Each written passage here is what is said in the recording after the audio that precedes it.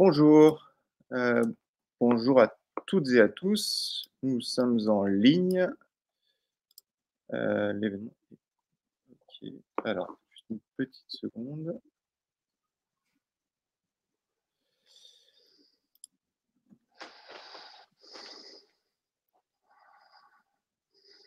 On va attendre juste une petite minute que tout le monde puisse se connecter.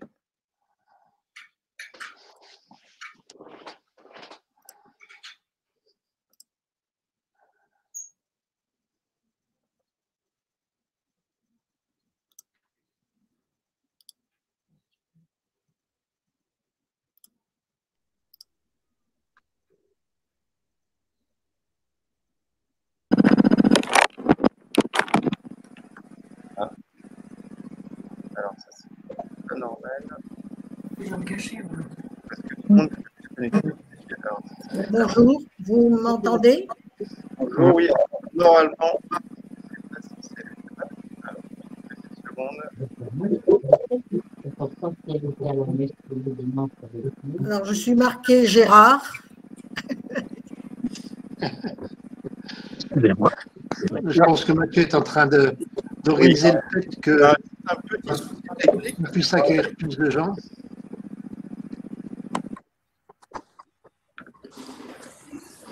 Tout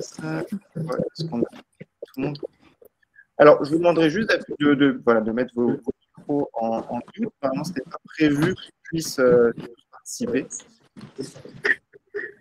Sinon, la tâche est un petit peu plus difficile. Alors, donnez-moi juste une petite seconde.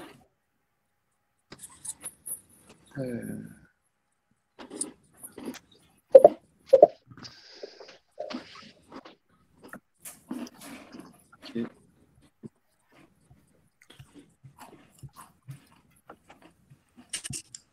OK, bon, on va démarrer.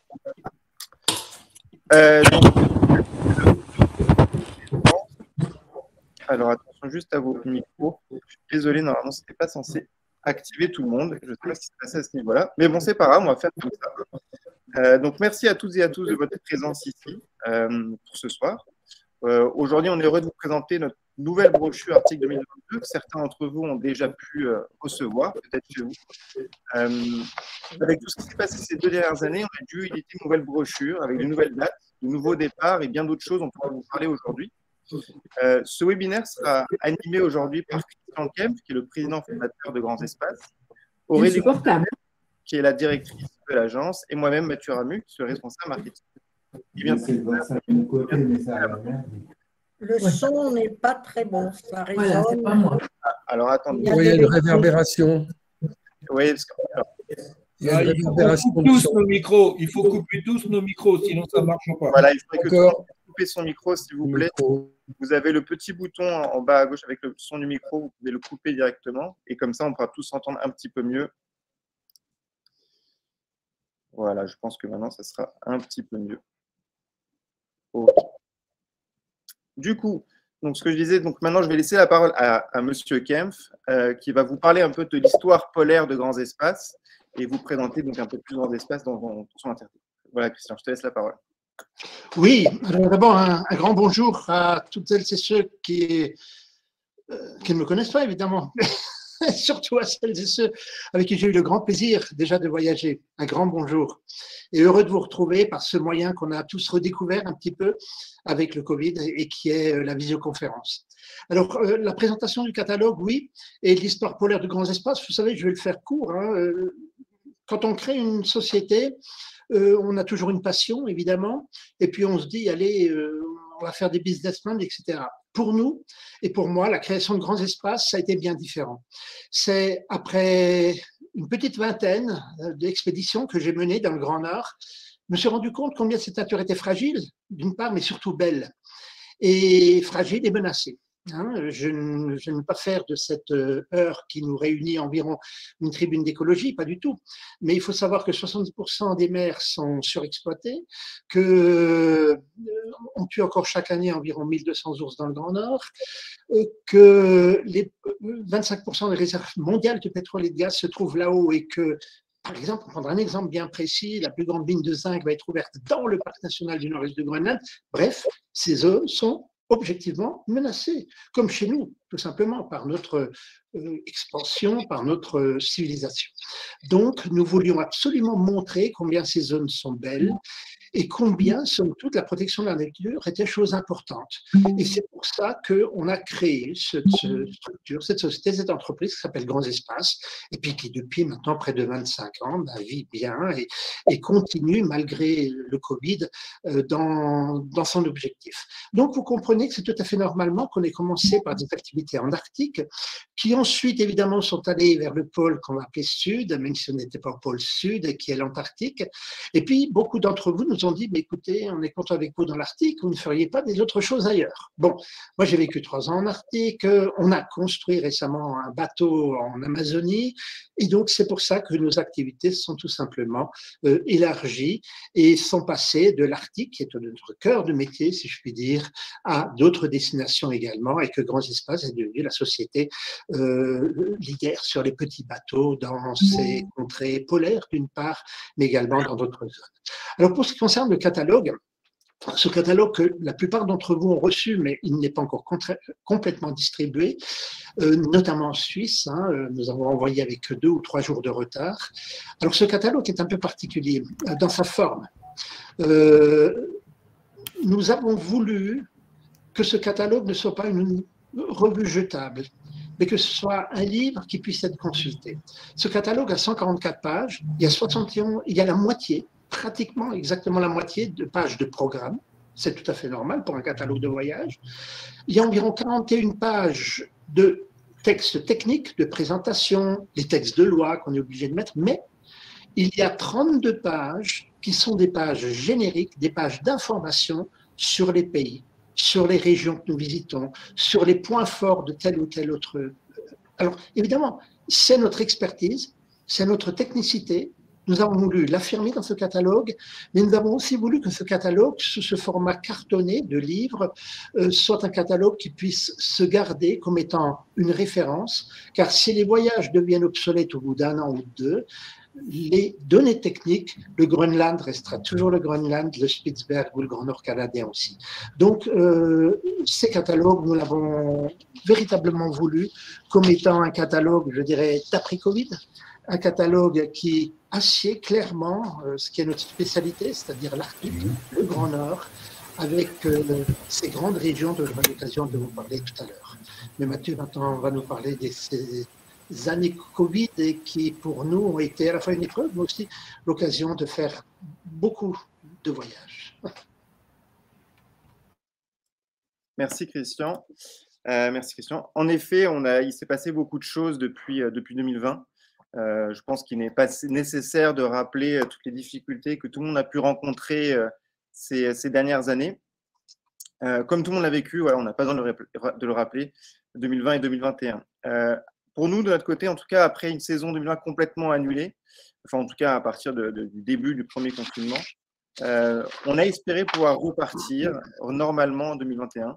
Malheureusement, ça n'a pas été le cas. Beaucoup de frontières sont restées fermées et on n'a pas pu organiser nos voyages normalement. Ça a pris du temps, de l'énergie à nos équipes pour gérer tous ces changements. Comme tout le monde, on était à la merci de ces évolutions de dernière minute, des règles de voyage, et on a toujours essayé de les faire partir. La réouverture de nos voyages s'est faite en 2 temps. Déjà, on a su profiter d'un événement naturel qui était imprévu pour tout le monde, qui était l'éruption en Islande en 2021, donc cette année. Et on a rapidement réuni en fait nos experts du pays pour y organiser de courts séjours pour observer le volcan. Ainsi, en juin, on a pu faire partir nos tout premiers voyages depuis plus d'1 an, donc depuis le démarrage de cette crise. Alors, ce n'est pas le cœur de notre activité, l'Islande, comme beaucoup d'entre vous le savent, mais pour être tout à fait honnête, après autant de temps passé à gérer plutôt des annulations ou des reports, c'était très gratifiant pour toutes nos équipes. Tout le monde était vraiment heureux de pouvoir faire partir des voyages. On était heureux en tout cas de pouvoir faire partager à nouveau, faire notre métier qui est de faire rêver les gens, faire rêver, faire voyager, faire découvrir des choses, faire découvrir des lieux naturels toujours d'exception. Ces voyages ont été un succès, on a pu en faire partir plusieurs, à tel point qu'on a ouvert de nouvelles dates en octobre qui ont été pleines aussi pour aller encore voir ce volcan qui est toujours en activité, et puis découvrir aussi en même temps les paysages de l'Islande. La deuxième phase de réouverture, la deuxième phase de départ, de nos voyages qu'on a pu refaire repartir, a été suite à la réouverture partielle des frontières de la Norvège.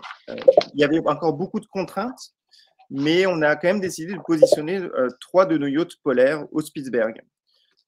Finalement, la règle aura été l'interdiction de tous les bateaux de plus de 50 passagers, et puis avec ensuite des normes une restriction du nombre de passagers à bord.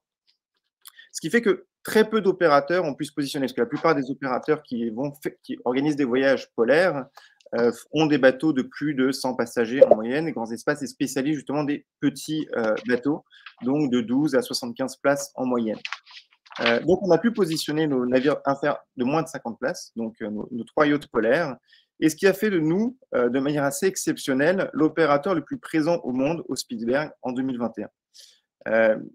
Tout ça a pu être le cas grâce à la flexibilité de nos équipes, à la compétence de nos équipes pour pouvoir amener rapidement les navires et pour pouvoir trouver des vols, pour pouvoir amener les personnes à temps et pour pouvoir profiter de ces voyages. Donc, à partir du 20 juillet, on a pu partir, on a pu envoyer du monde à la rencontre des ours polaires, au pays des ours polaires et à la découverte de ces paysages fabuleux qu'on aime tant. La demande a été importante à tel point qu'au fur et à mesure, on a proposé, en tout cas, on a ouvert de nouvelles dates en septembre, ce qui est assez nouveau parce qu'en général, en septembre, nous, on transvase nos navires au Groenland, parce que c'est une très très belle saison au Groenland, mais ce qui a permis aussi de découvrir des paysages différents de ce qu'on voit d'habitude. C'est un petit peu l'automne au Spitsberg, avec des couleurs très roses et des très très beaux paysages, voilà, dans des couleurs qu'on n'a pas l'habitude forcément de voir. Ça a été aussi un festival d'ours polaires, beaucoup d'observations ont pu être effectuées, et de notre côté, on a été ravis de pouvoir avoir enfin une saison à peu près normale, c'est-à-dire avoir des gens qui peuvent partir, qui peuvent découvrir des choses, voir des choses, et puis voilà, nous raconter tout ça en photo, nous renvoyer des témoignages, des retours d'expérience, et ça a été pour nous voilà, un excellent moment, et au moins, même si on n'a pas pu avoir une saison complète, une activité complète comme on l'espérait, on a pu voilà, quand même réaliser certains rêves, et pour nous, c'était quand même déjà beaucoup. Maintenant, on est tourné vers 2022, convaincu que cette fois, nous pourrons voyager normalement et dans les meilleures conditions. C'est vraiment ce qu'on espère. Tout porte à croire que ce sera le cas. Les frontières s'ouvrent aujourd'hui. On a pu quand même faire partir des voyages cet été et tous les opérateurs se préparent justement à une réelle reprise l'année prochaine. Et on a du coup réédité cette brochure, comme vous l'a dit Christian, sur plusieurs aspects, hein, pour en faire vraiment un beau livre de polaire, et puis en même temps aussi pour présenter les nouvelles dates, les nouvelles destinations qu'on propose, les nouveaux bateaux. Donc, je vais céder à la parole à Christian, qui va justement vous raconter maintenant ces 5 principales destinations, enfin, les principaux chapeaux de destination qu'on propose, que sont le Groenland de l'Est et de l'Ouest, le Spitsberg, l'Arctique russe et l'Arctique canadien. Avec plaisir. On va parler de ces régions et en un mot, des bateaux auparavant. Donc, pour vous dire que nous aurons encore pendant 3 ans au moins, sur l'ensemble de l'Arctique, l'Ocean Nova. L'Ocean Nova, ce qui nous plaît dans ce bateau, c'est le fait qu'il soit de bonne classe glace. Nous pouvons, avec l'Ocean Nova, aller dans de la banquise relativement compacte, nous frayer un chemin entre les plaques de glace dérivantes sans casser la banquise. Et puis d'un autre côté, surtout, sa taille. 70 à 80 personnes, en général 72-75 personnes, c'est pour nous la bonne taille.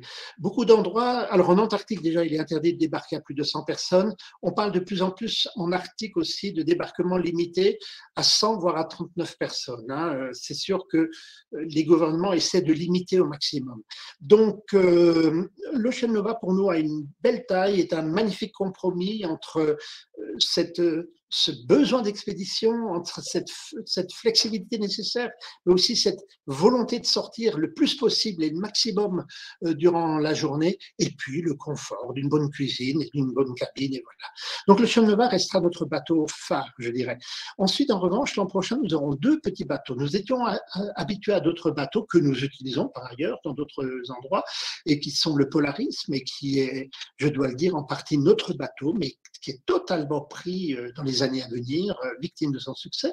D'un autre côté, c'est le Polar Front, et nous avons en revanche maintenant 2 bateaux que nous allons utiliser à l'année, l'Explorer et le Nanook.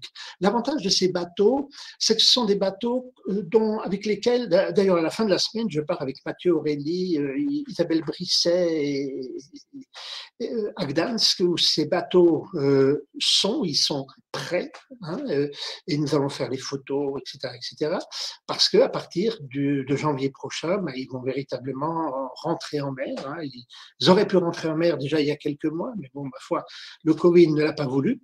Et donc, ce sera notre bonheur de vous montrer ces bateaux qui ont cette caractéristique d'être… Il y a vraiment eu un aménagement et une hôtellerie qui s'est faite en parallèle.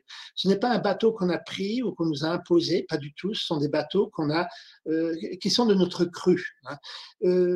C'est pour ça que quand on vous dira qu'il y a tel confort ou tel confort, nous le savons.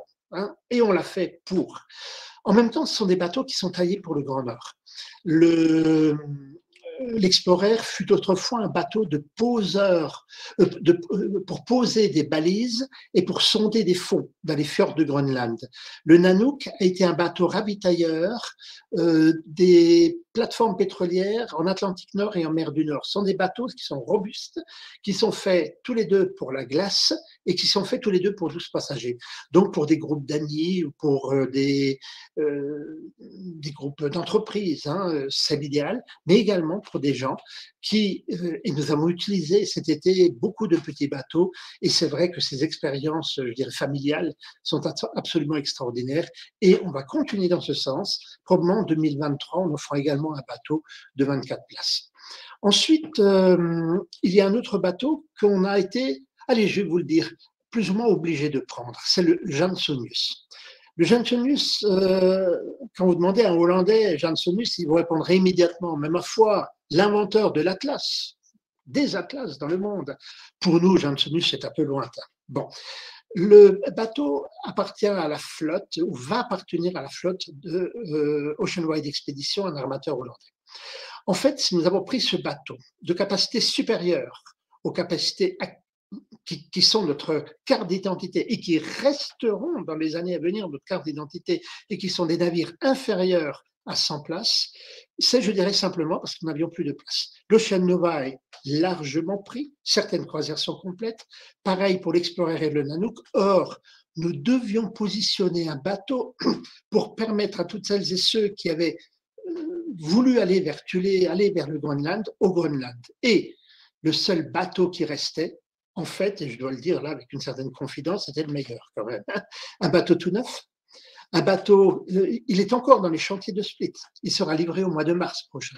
Un bateau tout neuf, un bateau de la meilleure classe glace, c'est pas un brise-glace, mais après les brise-glace, vous avez les classes ensuite A, B, C de bateaux polaires.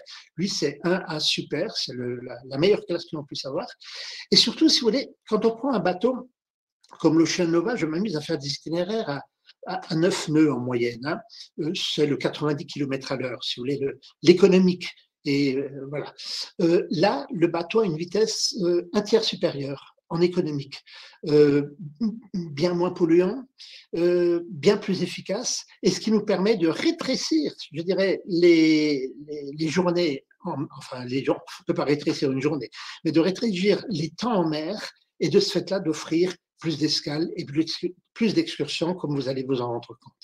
Ce bateau, enfin, c'est son seul défaut, à environ 150 places, et l'avantage, c'est que ça va être une véritable université du Grand Nord, parce qu'il y aura 15 guides polaires, comme ceux que vous connaissez déjà, ou comme moi, j'aurai le plaisir de diriger cette équipe, et c'est vrai que je me réjouis d'avoir avec moi 15 guides et de pouvoir aborder tous les champs de l'ornithologie à la glaciologie, à l'océanographie, à l'histoire et surtout aux Inuits, puisqu'on aura avec nous aussi Christiane Drieux, qui est une spécialiste de ce monde des Inuits, et nous aurons sur la côte ouest du Groenland également l'un ou l'autre guide groenlandais à bord, que nous traduirons. Parce que je tenais à ce qu'il y ait un ou deux guides du pays, même s'ils ne parlent pas français, qui puissent monter à bord et qui puissent nous parler de leur pays. Nous ne sommes pas que des visiteurs, hein, mais nous sommes également des gens qui partageons et qui voulons partager lors des visites de villages et de communautés le quotidien, non seulement sur place, mais également à bord du bateau. Ensuite, ça m'amène automatiquement à vous parler de ces régions. D'abord, on va commencer par le Groenland, un pays qui est… Alors l'Arctique, c'est plus de 40 fois la France, l'Arctique. Et cette région est à peu près aussi grande que l'Antarctique. Mais nous avons en Arctique 5 pays, et dont notamment le Groenland. Et le Groenland, en fait, peut être divisé en 5 ou 6 régions, mais surtout en Est et en Ouest. L'Est du Groenland est particulièrement peu connu. C'est le pays des icebergs géants. C'est là que, au nord du Groenland, vous avez le plus grand fleuve de glace qui se jette dans l'océan Arctique, avec environ 360 km de glace sur environ 100 de large et qui donne des icebergs géants. Les grands icebergs tabulaires de l'Arctique se trouvent au nord du Groenland, sur le nord-est du Groenland. Le nord-est du Groenland, c'est aussi la région où viennent d'autres fleuves de glace. Bref, si vous voulez voir des icebergs, je ne dis pas de toutes les couleurs, de toutes les formes, venez sur la côte nord-est du Groenland. C'est aussi le plus grand parc national du monde et vous comprendrez à partir de ce moment-là, vu que c'est un parc national, qu'il y a également une population de bœufs musqués, de renards polaires, d'ours, de morses et surtout d'un animal qui est très peu visible, on le voit qu'exceptionnellement, qui est le narwal. On voit également des baleines. Bref, le bœuf musqué qui apparaît ici, le bœuf musqué, les ours, ce sont les animaux que l'on rencontre dans ce parc national. Et puis enfin, l'est du Groenland, c'est l'endroit, je dirais, toute la côte est, c'est l'endroit des superlatifs. Le plus grand parc national du monde, les plus grands icebergs de l'Arctique, le plus grand fjord du monde, le fjord le plus profond du monde, le sommet avec le Gunnborgfjell ou le mont Forel, les sommets les plus élevés de l'Arctique. C'est l'endroit aussi où s'est passée en 1777 la plus grande catastrophe navale de l'Arctique, avec 30 bateaux baleiniers qui ont sombré. C'est l'endroit où il y a la plus grande population de bœufs musqués, le plus. Alors pourquoi, allez-vous me dire, mais pourquoi n'y va-t-on pas aussi souvent? C'est parce que le créneau de date est très limité. Avant le mois d'août, la banquise barre complètement, et cela pratiquement 10 mois sur 12, cette côte est du Groenland qui n'est ouverte que du 10 août environ au 10 octobre. Après le 10 octobre, il fait mauvais. Et puis toute la petite faune est partie. Donc, il n'y a qu'un créneau très court qui nous permet de visiter ce parc national du Groenland. Et quand je parle de mon âge, je parle régulièrement avec des anciens du Grand Nord, quelle que soit leur origine ou leur spécialité scientifique. Et comme Polybe Victor, tout le monde dit, de toute manière, c'est le plus bel endroit. Alors, je vous invite à venir. Ensuite, il y a l'ouest du Groenland, évidemment. L'ouest du Groenland, très différent. L'ouest du Groenland, lui, est dégagé de glace, donc une activité économique, mais depuis longtemps. Ce sont 4 grandes civilisations, Inuit ou Esquimaux, qui se sont succédées et qui ont alors, elles ont des noms, Indépendance, Dorset, Sakak, Tulé, etc. Allez, si c'est mélangé un peu, venez nous voir, on vous expliquera. Mais une chose est sûre, c'est que nous allons voir le Groenland tel qu'il est dans sa diversité. On démarre avec des voyages sur le Nanook, avec d'autres voyages sur le Jansonus, qui vous montrent à la fois les grandes villes groenlandaises et l'économie actuelle, jusqu'aux peuples qui ne veulent pas s'appeler Inuits, qui se disent Esquimaux polaires. Esquimaux chasseurs polaires, ce sont les gens de Kanak ou Ranach, comme on dit.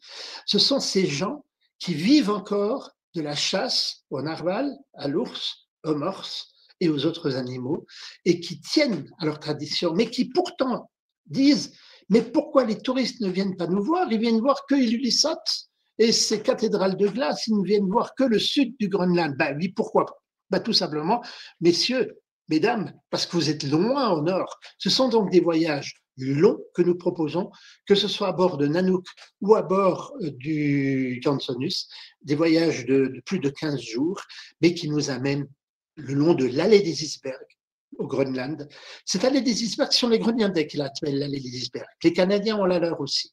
Mais cette allée des icebergs, c'est parce qu'en 5 endroits, vous avez des effluents, vous avez des glaciers, comme celui d'Ilulissat, appelé la ville des glaces, qui sur 30, 50 kilomètres donnent des champs d'icebergs et qui se jettent en mer. Et ensuite, au-delà de Thule Air Base américaine, mais surtout de Kanak, le village esquimau, ben nous allons ensuite dans les détroits mythiques et nous prenons le temps d'y aller. Vous savez, la plupart des voyages, et j'ai participé à certains voyages, je ne cite pas les compagnies, mais qui ont effleuré cet endroit, qui sont allés à Thule et puis sont revenus tout contents. Mais au nord, il y a ces glaciers énormes. Il y a une barrière de glace, celle de Humboldt, un glacier de 110 km de front de glace. Il y a le glacier de Petermann, je ne sais pas si on arrivera à l'atteindre, qui a donné les plus grands icebergs tabulaires à un moment. Ensuite, il y a les grands bassins et la banquise qui est là entre le Canada et le Groenland et qui est l'un des endroits où il y a le plus d'ours blancs au monde. Bref, ce sont des voyages longs sur cette côte ouest du Groenland qui vous montrent un pays passionnant et qui en ce moment, lui, est en train de choisir entre est-ce que je serai un pays noir avec du pétrole, avec des mines de zinc, de rubis, etc., ou est-ce que je serai un pays blanc, c'est-à-dire l'eau du futur, le blanc de la glace et le développement d'un tourisme raisonné. Et c'est définitivement, avec les élections qui se sont passées récemment au Groenland, cette deuxième orientation qui a été prise, puisque le gouvernement est allé, c'est verdi, ou je devrais dire c'est blanchi, au sens non figuré du terme, et veut promouvoir ce tourisme de petites unités, de petits bateaux comme les nôtres, pour faire découvrir la richesse qu'est la leur. Car la Nunat, notre pays, notre terre. Donc, le Groenland, 4 fois la superficie de la France, mérite d'être vu sur l'ouest et sur l'est. Ensuite, évidemment, vous avez l'habitude qu'on vous emmène au Spitzberg. Et le Spitzberg, lui, a cette caractéristique triple, je dirais. Premièrement, pas très éloigné de l'Europe. Au moment où l'Europe était souveraine, il a connu tous les booms, toutes les périodes de colonisation ou d'exploration européenne. Les trappeurs, les baleiniers, les explorateurs du pôle Nord. Bref, le Spitzberg a été très, très, très recherché. Et de ce fait-là, l'histoire du Spitzberg est profonde. Le Spitzberg, c'est aussi l'endroit où 65% des terres sont protégées, 85% des mers sont protégées, et bientôt bien plus encore. Et donc, la faune y est bien visible. En 1973, je suis allé au Spitzberg pour la première fois, pas vu un seul ours. Là maintenant, cet été, il y a un seul voyage qui n'a vu qu'un ours. D'autres voyages ont eu 17 ou 20 ours différents. En 73, on ne voyait aucune baleine. Maintenant, on en voit une dizaine à chaque voyage. La population de morses, il y en avait 23 en 1973. Maintenant, il y en a environ 3500, il y en a plus 8% tous les ans. Les morses au point que maintenant, on s'en méfie beaucoup, on reste à bonne distance parce qu'ils aiment les zodiacs. Et quand ils les aiment de trop près, ça crève un boudin. Donc, ça, c'est extraordinaire. C'est vrai que la faune est protégée, elle n'est pas chassée, elle n'a pas peur. Alors, je voudrais faire une parenthèse là-dessus concernant la faune et concernant le Spitzberg en général. Et je terminerai d'abord par le Spitzberg pour dire que c'est un condensé des 3 paysages arctiques. Les paysages de toundra, les paysages de montagne, pics et glaciers, moins grands, moins spectaculaires qu'au Groenland, mais ils sont là, culminant à 1717 mètres d'altitude. Et puis également les grands paysages de calottes et de grands fronts de glace. Alors, je voudrais simplement faire une petite parenthèse là-dessus, et je suis sûr qu'Aurélie en reparlera à la fin de notre rencontre. Nous avons mercredi et jeudi une assemblée générale très importante, puisque dans le cadre de l'association des organisateurs de croisières expéditions, puisque le gouvernement norvégien veut fermer quasiment le Spitzberg, veut faire en sorte qu'on ne puisse plus voir les ours à moins de 500 mètres, sinon on est obligé de faire demi-tour. Il n'ouvrirait plus que 42 sites dont certains sites seulement à des tout petits bateaux. Alors tant mieux, on a des petits bateaux, c'est bien. Mais il veut considérablement limiter l'accès au Spitzberg. D'un côté, c'est très bien, ce sera une réserve naturelle de plus, mais d'un autre côté, on n'aura plus le plaisir de vous montrer tout ça, et tout ça, le Spitzberg dans toute sa diversité. Vous savez, moi je connais cet endroit par cœur, et j'avoue que lors d'une croisière de 8 jours ou de 12 jours, on n'arrive pas à tout voir, et on a envie de vous le montrer. Tout ça devrait se mettre en place, hélas, dès 2023. Alors, juste vous dire, vous qui étiez au Spitzberg, qui êtes inscrit pour une croisière au Spitzberg, vous allez en profiter. Et si vous avez des amis, c'est pas de la mauvaise publicité du commercial de bas de gamme que je suis en train de faire là, pas du tout. Hein. Mais simplement, je vais vous dire avec beaucoup de franchise que autant le Groenland, le Canada, l'Extrême-Orient russe resteront ouverts et s'ouvriront encore plus, le Spitzberg va se refermer sous sa coquille scientifique et de protection de la nature, tant mieux pour les animaux. Tant pis pour le tourisme. Si on veut encore en profiter, profitons-en cette année à venir. Ensuite, avant de parler du Canada, il y a évidemment cet Extrême-Orient russe que je chéris pour ma part. Je le chéris pour ma part parce que j'aime bien la Russie. Oh mon Dieu, pas avec les 1000 morts du Covid qu'elle a en ce moment, très mal géré par le gouvernement, mais ça c'est autre chose, on n'est pas ici pour faire des constats de ce type, mais de toute manière, cette chose-là tôt ou tard va passer. Mais cette Russie avec son esprit slave et son extraordinaire histoire qui va de la période des tsars et des grandes expéditions russes qui traversaient toute la Sibérie pour arriver ensuite en Extrême-Orient russe, ces grandes expéditions polaires qui, avec les frères Laptev et d'autres, ont essayé de découvrir la nouvelle route vers l'Amérique. Bref, cet Extrême-Orient russe est très varié. Dites-vous, 6 millions de kilomètres carrés, quoi, hein, c'est 12 fois la France qu'on a là. Alors nous faisons 2 voyages, enfin, à vrai dire, nous faisons plusieurs voyages. On a même un voyage en Yakoutie pour aller vers le pôle du froid. Là, on vous garantit du moins 40 et du moins 60. Hein. On ne vous garantit pas le moins 60, mais le moins 40, c'est assuré. Hein. Bon, ça, c'est au mois de février pour ceux qui veulent. Bon, on a aussi des voyages au Kamchatka, fabuleux. On flirte de volcan en volcan, c'est extraordinaire, en voyant des ours bruns. Bon, bref, ça, ce sont des voyages terrestres. Mais en termes de croisière, nous avons 2 croisières. L'une qui nous amène vers l'île Wrangel.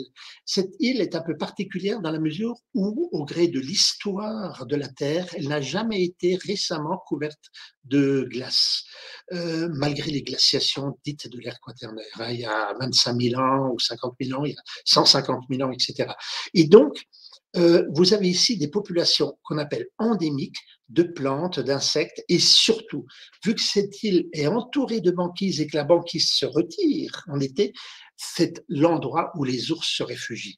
C'est l'endroit, faut-il le dire, mais ne vous attendez pas à voir 170 ours, hein, mais c'est l'endroit où, en 2018, si mes souvenirs sont bons, autour de 2 cadavres de baleines, il y a 170 ours qui ont été vus, quoi. C'est le record du monde. Mais c'est l'endroit où il y a beaucoup d'ours, beaucoup de morses, puisque c'est la population de morses du Pacifique, ils sont environ 250 000. Bref, c'est un endroit très riche. Et l'Extrême-Orient russe, en général, est très riche de sa faune. Vous savez, ce sont des terres. L'ouest des États-Unis a été conquis, somme toute, on va dire par les cow-boys, par les hommes blancs, qu'au XIXe siècle. Les Cosaques, tueurs, eux aussi, ne sont venus, l'homme blanc n'est venu tuer dans ces zones et éradiquer quelques espèces, comme le cormoran aptère ou comme la rythine de Steller, qu'au XVIIIe siècle. Ce qui fait que vous ayez ici des populations animales qui étaient mieux conservées sur les franges du Pacifique que sur les franges de l'Atlantique. Et donc, je prends un seul exemple, les morses, 25 000 populations en Atlantique, 250 000 dans le Pacifique. Pareil pour des animaux, il y a, sur la croisière Ceinture de Feu du Pacifique, on ne visitera pas l'île parce qu'on ne peut pas la visiter, il y a trop d'animaux. Il y a 12 millions d'oiseaux, plus que sur les îles de l'Antarctique. Il y a des îles où on ne peut pas débarquer parce qu'il y a trop d'otaries à fourrure, il y a trop de phoques. Les baleines, c'est tous les jours. La ceinture de feu du Pacifique, outre les volcans, outre l'histoire terriblement triste, parce que c'est l'histoire aussi de la Colima, de Magadan, des goulags. C'est l'histoire évidemment des Cosaques, mais qui ont massacré les peuples locaux. C'est l'histoire des peuples locaux qui ont survécu pour certains, mais c'est aussi donc cette abondance de faune fabuleuse que l'on trouve dans l'Extrême-Orient russe. Et puis je terminerai ce tour d'horizon, je dirais rapide, avant un bref résumé, par l'Arctique canadien. L'Arctique canadien, le Nanook va y aller, il va y aller et encore plus. Et nous allons de plus en plus aller dans l'Arctique canadien parce que c'est une zone encore peu connue. La plupart des croisiéristes dans le monde y vont pour passer, pour faire le passage du nord-ouest, pour aller à Pond Inlet, pour aller à Resolute Bay en quelques endroits. Nous avons décidé d'aller explorer ces lieux en détail. Pourquoi? Parce que au nord, il y a l'archipel de la Reine Élisabeth et où il y a des concentrations d'animaux fabuleuses. Il faut quand même savoir que c'est dans l'Arctique canadien qu'il y a la moitié des populations mondiales d'ours. C'est dans l'Arctique canadien que se trouve notamment un village qui s'appelle Cape Dorset, qui a donné son nom à l'origine des civilisations esquimaux Dorset. C'est l'endroit également où, le long de l'île d'Ellesmer, par exemple, on a des paysages fabuleux, martiens. On fait des essais pour des véhicules un jour sur la planète Mars, sur l'île Devon. L'île d'Ellesmer est célèbre pour ses loups blancs et ses bœufs musqués. Bref, il y a ici tout un monde que nous autres, Européens, connaissons moins. Les Américains, les Canadiens voyagent plus dans ces régions, mais pas trop non plus, car c'est très cher pour les Canadiens d'aller dans ces régions. Ces régions qui sont le nord du Canada et qui sont le Nunavut, cet énorme pays qui s'est créé en 2009 et qui depuis a une grande indépendance et qui est géré donc par les Inuits. Alors pour nous résumer, avec ce grand tour d'horizon, nous avons donc d'abord la moitié de l'Arctique, c'est la Russie. La Russie, ce sont 18 000 km de côte, 364 sites sont ouverts. On ne pourra pas tous les faire en un voyage. Il y a beaucoup de choses à voir, mais la Russie, ce sont deux blocs, je dirais. Un bloc dont je n'ai pas parlé, qui est le plus grand des parcs nationaux russes et la plus grande des réserves nationales russes. Ce sont la terre François-Joseph, la mer de Kara. Fabuleux. Si les morses et les ours sont revenus au Spitzberg, c'est parce qu'ils n'ont jamais été exterminés là-bas. Ce sont des paysages de glace, environ moins 2 degrés par rapport au Spitzberg, donc véritablement un ensemble glacé, un ensemble de faune. Les Américains disent c'est l'ultime frontière, soit. Moi, je dirais que c'est encore une grande région à découvrir. Et l'autre partie, c'est l'extrême-orient russe, dont je vous ai parlé, avec cette abondance de faune et cette histoire qui est très, très dense aussi. Ensuite, vous avez le Groenland en deux parties. Le Groenland est superlatif, à l'est.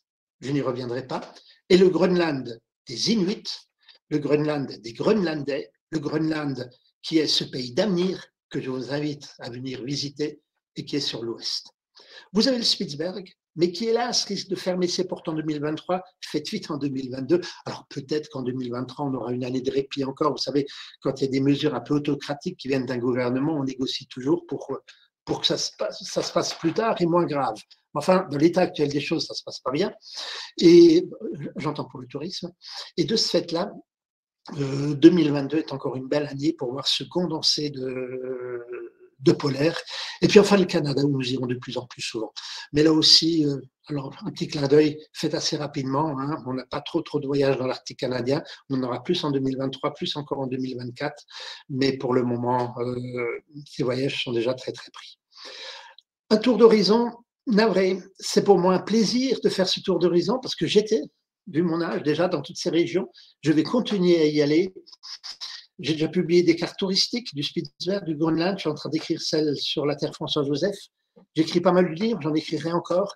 C'est ma passion, vous le savez, de communiquer ces connaissances, de communiquer sur ces régions qui méritent d'être conservées, protégées. Mais surtout, c'est ma passion de vous y emmener et de voir des yeux ébahis quand on revient d'une excursion en hélicoptère depuis la calotte ou quand on revient d'une belle observation d'ours, ou de morses ou de baleines. C'est ça le bonheur que l'on peut partager ensemble. Alors, ces moments de bonheur, ce sont des moments qui s'additionnent et on ne peut pas les résumer en 15 minutes. J'ai essayé de le faire, vous donnant des choses qui sont obligatoirement sommaires, mais je voudrais vous dire une chose. Vous avez la chance, mesdames et messieurs qui nous écoutez, d'avoir avec moi, à mes côtés, une équipe qui connaît, avec un C majuscule. Des personnes, quand vous leur téléphonez à Beaune ou à Sierre, ce sont des personnes qui étaient sur le terrain, qui connaissent nos bateaux, ou qui, si elles ne les connaissent pas, ont la modestie de dire non, je ne connais pas ce bateau. Ce sont des personnes qui, pour certaines, ont leur diplôme de premier secours, de conduite en mer, etc., qui pourraient, non pas faire l'office de guide, mais qui pourraient dépanner certains guides. Ce ne sont pas des gens qui sont là pour représenter, non. Ce sont des gens qui sont là pour partager. Et c'est pour ça que c'est avec beaucoup de bonheur que je dis, mais écoutez, n'hésitez pas à nous questionner. Et même s'il le fallait, ben, ma foi, on s'amuserait même, comme je l'ai fait encore jeudi dernier, de rencontrer certaines personnes.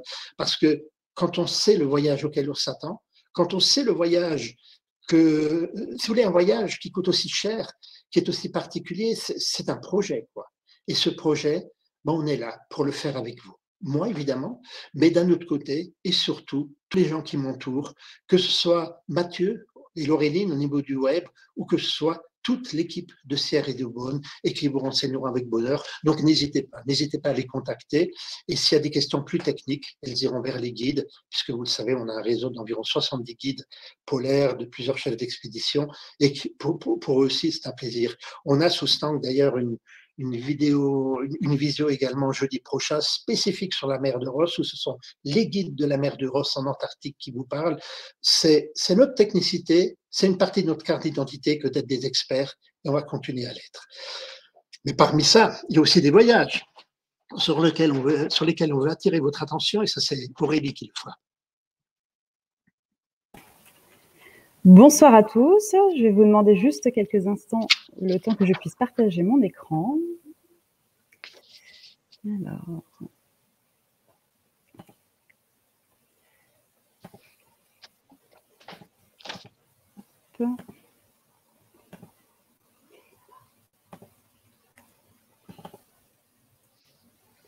Alors, normalement, ce devrait être bon.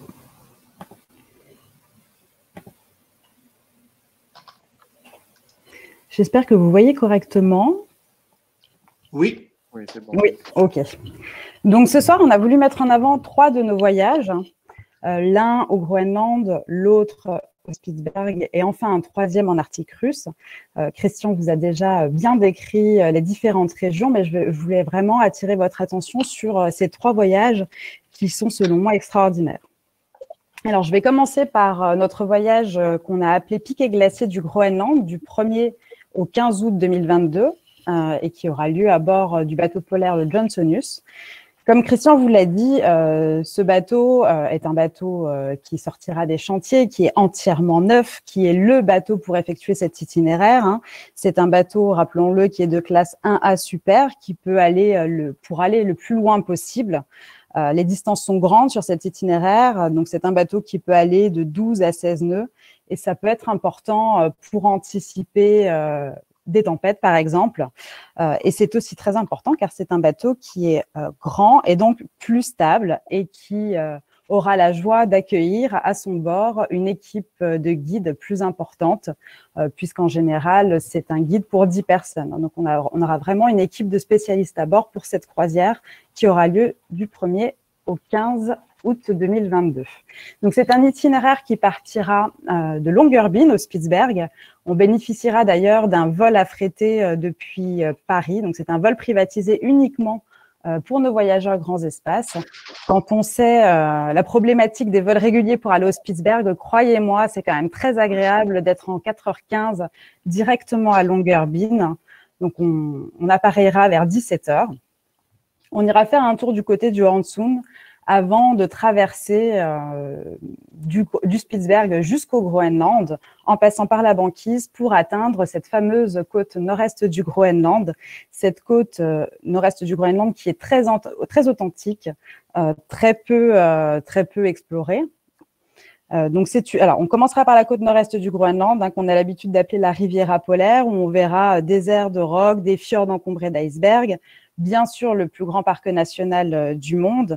Avec de la chance, et on en aura parce que nous avons des guides spécialistes à bord et qui sont toujours à l'affût des animaux que nous pouvons voir, on aura peut-être la chance donc de voir des ours polaires, des morses, des baleines, des bœufs musqués, puisqu'on est au Groenland.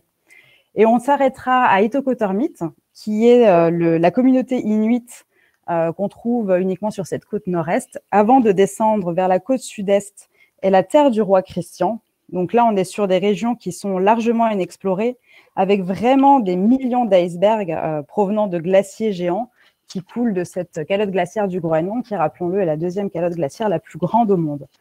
Donc, on terminera ensuite notre itinéraire en passant par Qaqortoq, Nuuk, pour finir enfin à Kangerlussuaq, ce qui sera l'occasion également de s'arrêter dans ces villages inuits. Et bien sûr, on bénéficiera toujours d'un vol affrété par Grands Espaces, uniquement pour nos voyageurs, de Kangerlussuaq jusqu'à Paris, ce qui est également très agréable. Donc, cette croisière, c'est vraiment la croisière, comme Christian a pu vous le dire, de tous les superlatifs, où on verra vraiment de grands icebergs, des champs d'icebergs. C'est vraiment, pour les personnes qui cherchent ces paysages impressionnants polaires, le Groenland est vraiment, et notamment la côte nord-est du Groenland, est vraiment la destination idéale pour observer ces grands icebergs tabulaires qui peuvent parfois même faire plus d'1 kilomètre de long. Donc, voilà pour cet itinéraire. Ensuite, hop, je vais vous parler de notre croisière Université de la banquise à bord de l'Ocean Nova, qui aura lieu du 1er au 11 juillet. Donc, cette croisière aura pour thématique, bien sûr, la banquise. Comme toute croisière au Spitsberg, vraiment, le Spitsberg, je tiens à le rappeler, c'est une formidable porte d'entrée pour toute personne souhaitant faire une première découverte des mondes polaires, puisqu'on y retrouve à la fois toundra, désert sec, froid, iceberg, banquise, donc vraiment un panel de paysages polaires. Et vraiment, on a voulu mettre l'accent sur cette date du 1er 11 juillet, sur la banquise. On ira la chercher peut-être à 80 degrés nord. Nous ne pouvons pas le savoir ni le prédire dès maintenant. Mais en tout cas, sachez que c'est une bonne date aussi, puisqu'on est encore sur début juillet. Et début juillet, il y a de fortes chances que la banquise soit encore basse et qu'on puisse l'atteindre assez facilement. Et donc, pour ce faire, on aura bien sûr à bord une équipe de spécialistes, que ce soit des glaciologues, des spécialistes des cétacés également. Et on ira vraiment vous faire découvrir la banquise sous toutes ses formes. C'est vraiment l'un des objectifs majeurs de cette croisière, c'est de profiter un maximum de la banquise, tout en bien sûr surveillant le maître des lieux, qu'est l'ours polaire, qui fera très certainement son apparition sur la banquise. Donc vraiment, on vous conseille vivement cette croisière. C'est une très bonne date avec une très belle thématique et des invités exceptionnels à bord, dont on garde pour l'instant secret les noms, mais qui ne tarderont pas à être connus. Donc voilà pour cette croisière au Spitsberg, Université de la banquise du 1er au 11 juillet à bord de l'Ocean Nova, qui, rappelons-le, est un bateau de 70 passagers, 75 passagers, 70-75 passagers, et qui est vraiment le bateau idéal pour aller au Spitsberg, notamment dû à sa taille, qui permet d'aller au plus loin au Spitsberg et d'accéder à un nombre non restreint de sites d'exploration. C'est un bateau qui est très ouvert aussi sur l'extérieur, puisqu'on bénéficie de fenêtres depuis la salle de restaurant, mais aussi depuis la salle de conférence et d'observation, des accès facilités à l'extérieur. Alors, je ne vous cache pas, c'est un de mes bateaux préférés, vraiment, qui permet de faire de très belles observations, que ce soit de l'intérieur à l'extérieur, et qui nous permet aussi d'être très réactifs quand il s'agit de débarquer ou d'aller observer les animaux, que ce soit un ours, des rennes, des renards polaires, des morses, des phoques. C'est toute la faune qu'on peut retrouver notamment au Spitsberg. Et rappelons-le encore une fois, on va dire les normes qui vont changer dans les années à venir. Vraiment 2022, je vous conseille vivement de profiter de cette année-là, où encore toutes les réglementations ne seront pas mises en vigueur et où on pourra encore partager avec vous ces croisières expéditions telles qu'on l'a fait au cours de ces dernières années. Donc cette fois-ci, on part beaucoup plus loin sur l'extrême orient russe, puisqu'on part sur une de nos croisières Ceinture de feu du Pacifique, qui aura lieu du 26 mai au 8 juin 2022. À bord du professeur Kromov, qui est un bateau de moins de 50 passagers. Donc là, on est vraiment sur un bateau à taille humaine. Comme vous pouvez le voir sur les images, c'est un bateau qui est confortable, qui est dans son jus. On n'est pas sur l'ultra-luxe, mais c'est un bateau qui convient aussi à ce type d'expédition et à cette région-là.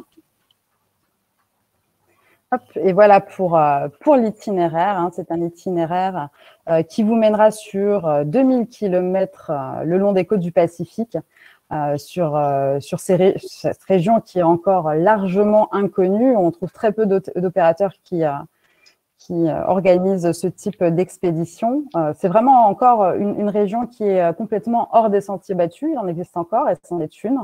Et on ira vraiment à la découverte, Christian vous l'a décrit, de ces mers extraordinaires, qu'elles soient riches de saumon, aussi très riches en observation d'oiseaux. On compte plus de 18 espèces de cétacés, dont des loutres de mer, des otaries. C'est une région également qui est très volcanique, donc des paysages complètement différents de ce qu'on peut apercevoir, que ce soit au Spitzberg ou au Groenland. Là, on est vraiment sur quelque chose de complètement différent, avec notamment la possibilité d'observer des ours bruns. Et bien sûr, on ne manquera pas de vous faire partager cette histoire particulière dont Christian vous a parlé il y a quelques secondes, de cet Extrême-Orient russe. Donc, ce sont 3 voyages très intéressants, très différents. Il en faut pour tout le monde. Et nous avons l'immense joie de vous annoncer que pour les participants à cette conférence, nous offrons une remise de 5% sur l'ensemble de notre catalogue 2022 pour toute réservation avant la fin du mois d'octobre. Donc, vous avez encore quelques jours pour réserver et bénéficier de 5% de remise pour participer à nos croisières 2022 arctiques. Je vais maintenant repasser la parole à mon collègue Mathieu. Oui, merci beaucoup, Julie. Merci beaucoup. Donc, on arrive un petit peu à la fin de ce webinaire. Je tenais tout d'abord à m'excuser parce qu'on a eu quelques petits problèmes techniques au début du webinaire. Alors, ça peut arriver, donc on a essayé de faire un petit peu au mieux pour jongler avec tout ça. On a reçu beaucoup de questions. Du coup, on n'a pas le temps de répondre à toutes les questions en direct. Donc, ce qu'on va faire, c'est qu'on va prendre tous les noms de toutes les personnes qui nous ont envoyé des questions et y répondre par mail cette semaine. Surtout, n'hésitez pas non plus à contacter notre équipe, à envoyer un email ou les appeler. Et comme l'a dit Christian, toutes les personnes qui travaillent au bureau sont des personnes qui connaissent ces régions et donc sauront répondre à vos questions, que ce soit sur les questions sur les bateaux, sur les régions qu'on va visiter. Donc, vraiment, n'hésitez pas à le faire. Et comme je vous l'ai dit, voilà, on va répondre aussi par mail aussi aux questions que vous avez pu poser. On va toutes les récupérer et on vous répondra dans la semaine à toutes vos questions.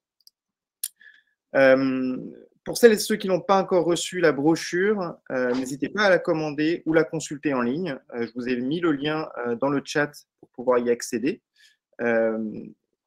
Et ensuite, donc pour la prochaine date, c'est le premier webinaire d'une série de 4 webinaires. Le prochain webinaire sera prévu le 4 novembre. Vous recevrez les invitations au notre newsletter hebdomadaire mardi. Et le prochain webinaire sera sur le Spitzberg, dédié au Spitzberg, pour parler à la fois de la région, de son histoire, de sa faune, de sa flore, de ses paysages, et aussi pour parler des voyages qu'on y propose. Et cette conférence aura lieu le 4 novembre. Mais vous recevrez les invitations dès demain par la newsletter. Et voilà, donc ce sera un plaisir de vous y retrouver pour en discuter et échanger sur ces questions. Sur ces mots, je pense que nous allons clôturer cette première conférence sur cette série de 4. Et voilà, je ne sais pas si peut-être Christian souhaite un dernier mot à partager. Et sinon, nous allons clôturer là. Et comme je vous l'ai dit, voilà, on va récupérer vos questions et y répondre le plus rapidement possible cette semaine. Oui, tu me demandes, Mathieu, si j'ai quelque chose à ajouter, mais c'est exactement ce que tu dis. Dans le feu de l'action, on ne peut pas répondre à tout le monde et Mariette Jouffroy le fait de manière courte, sur des réponses courtes et simples, mais ce sera notre bonheur de répondre sur des questions plus longues et qui méritent un certain développement. Encore une fois, pour nous, c'est le partage d'un voyage, mais c'est aussi le partage d'une passion et d'un partage, il y a dialogue et donc on répondra aux diverses questions que vous avez pu voir apparaître en chat et vous dire également que, en ce qui me concerne, j'aurai grand plaisir à rencontrer, je pense, pas mal d'entre vous en 2022. Il y a des questions sur la Russie. Est-ce que la Russie sera ouverte en 2022? Vraisemblablement. Le Groenland vient de s'ouvrir. Le Spitzberg est complètement ouvert. Le Canada devrait s'ouvrir est ouvert déjà le Nunavut. Et c'est pour ça que nous faisons maintenant ces webinaires en nous disant ouf, enfin, sur le Covid, on va apprendre à vivre avec, comme on apprend à vivre avec d'autres virus, d'autres bactéries dans un autre domaine. Et c'est pour ça que les protocoles ne seront certainement plus aussi féroces, je dirais, engagés qu'en ce moment, mais il y aura toujours des précautions à prendre pour que nous revenions sains et saufs, mais aussi pour qu'on ne contamine pas les populations locales. On va vivre avec, et c'est pas ça qui nous permettra, qui nous ôtera le plaisir de vous emmener dans le Grand Nord. Merci beaucoup. Merci à toutes et à tous de votre présence ce soir. Et puis peut-être dans 2 semaines, enfin, au 4 novembre, pour notre présentation du Spitzberg, qui sera suivie ensuite 2 semaines plus tard d'une présentation sur le Groenland et enfin une présentation sur l'Arctique russe et l'Arctique canadien. Donc voilà, c'est, comme je vous l'ai dit, c'est le premier webinaire d'une série. Et ça sera toujours avec plaisir qu'on pourra vous y retrouver et vous parler toujours de ces destinations, de ces lieux qu'on aime tant. Je réponds juste à une question rapide qui a été posée. Oui, vous pouvez avoir accès au replay. Vous pourrez y accéder simplement à la fin quand on terminera cet événement. Vous recevrez par email un lien pour pouvoir revisionner cette conférence. Voilà, je vous souhaite à toutes et à tous une excellente soirée et à très bientôt. À très bientôt. À très bientôt. Au revoir.